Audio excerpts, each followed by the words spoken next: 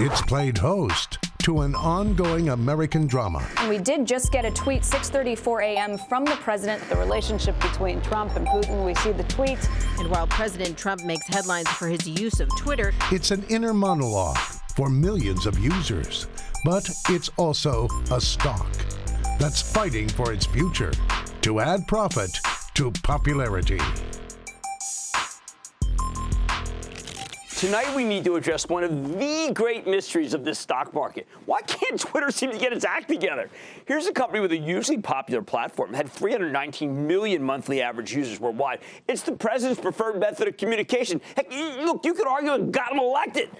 And every now and then its stock seems to capture our imaginations, but Twitter always seems to struggle when it comes to actually growing the business or even articulating a clear corporate strategy. Take last week. Twitter stock had been trading up, seemingly trending toward $20. But then the company reported last Thursday after the close, while the headline numbers weren't terrible, a decent earnings beat coupled with a big revenue miss, the guidance for next quarter was downright atrocious. In response, Twitter got hit with a wave of analyst downgrades. Stock lost nearly 17% of its value over the following 2 days.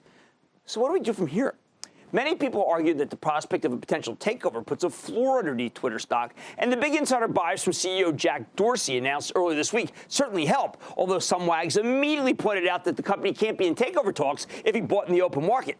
But if they don't come up with a strategy to generate some real revenue growth in the next couple quarters, it is very hard to see how the stock can be considered investable.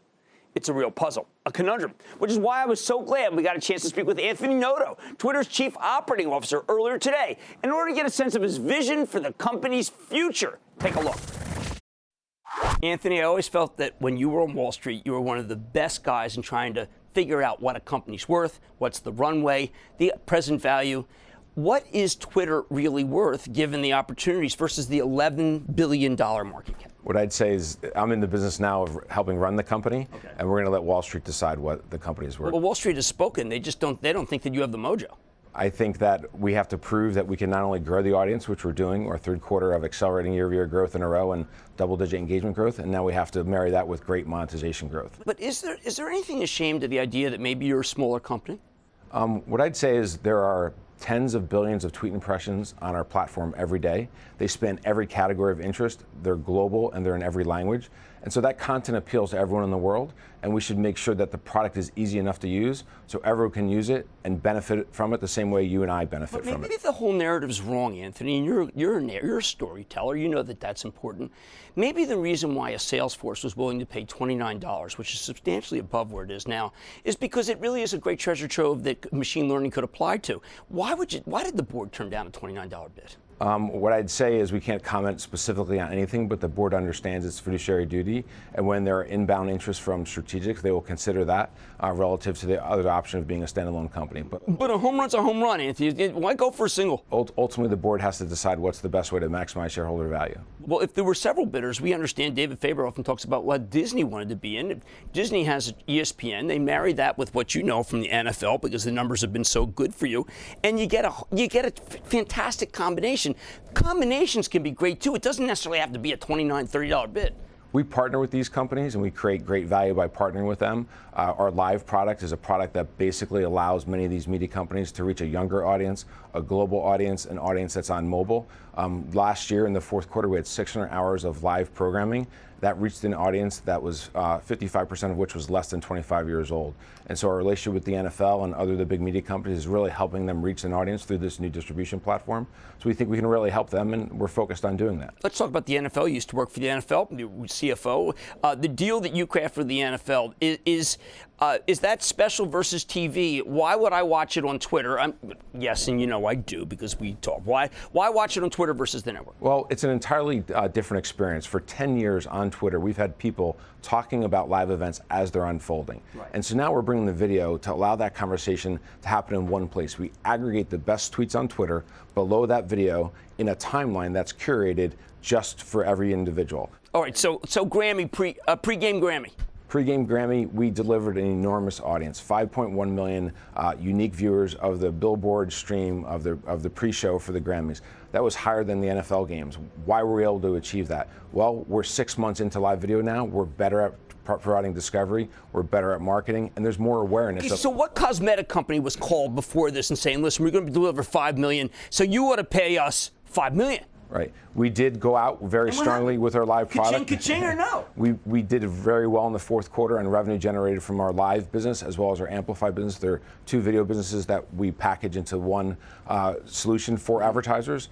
We exceeded our expectations for live video and the Amplify business in the fourth quarter. So we're really pleased with it, and it's coming out of an economic model that makes sense for us. All right, well, let's talk about a narrative. If you're Jack Dorsey, you're the CEO, you're pleased. You buy $7 million in the open market. Why immediately are there some people say that's a sign of confidence, of which I said on air, and other people just say, well, there goes the takeover. And so therefore it was a negative that he bought the stock. What I'd say is no one cares about Twitter more than Jack Dorsey. Twitter, the service, Twitter, the company, the Twitter employees, and the Twitter shareholders, of course.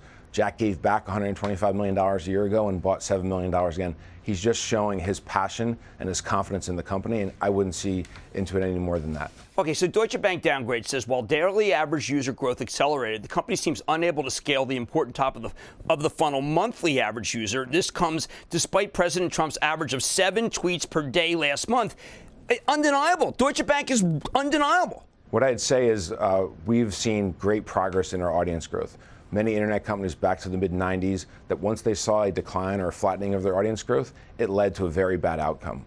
We were fortunate in that we changed. We changed what we were focused on. We went back to the basics in terms of product development and testing, and were able to accelerate our growth in audience for the third consecutive quarter, 3%, 5%, 7%, and just most recently 11% growth. And we think we have a much stronger message to advertisers now. We have accelerating growth in audience, we have double-digit growth in inventory, and prices are down 60%. We just need to get the better ROI reflected in their allocations. See, prices are down 60%, but I look at it if you had a bifurcated model and you say, okay, listen, here's basic cable, and you get those advertisers. Now here's premium. Here's HBO. The HBO is you get President's Feed, you get all your sports, you get the Grammys, and you got to pay $3 a month. Would anyone, given that number, that progression, do you think anyone would stop paying $3 a month? Do you think they really would say no to that? I think we have a lot of optionality in how we generate revenue from the activity on the platform. The most important thing is to make Twitter the best place to see what's happening in the world and what's being talked about.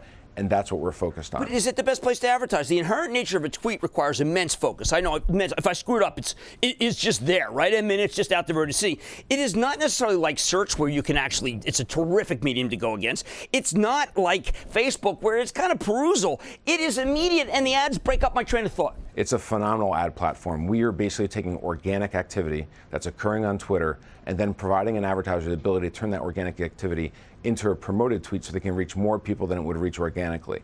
Those types of activities on Twitter have proven very valuable for advertisers. Would it be as valuable as, say, Snap? And do you think the Snap IPO, where they're talking $20 billion, they're talking twice your valuation? That makes sense to you? Yeah. What I'd say is we're focused on what Twitter can do and the value we can deliver. Hat on. Come on, man, you never took it off. Listen, Evan's a friend. We're rooting for him. We want all of our companies in our industry to be very strong and successful because the industry benefits overall because of that. So we wish him and his team the best of luck. Okay, Anthony Noto, COO, Twitter, thank you so much.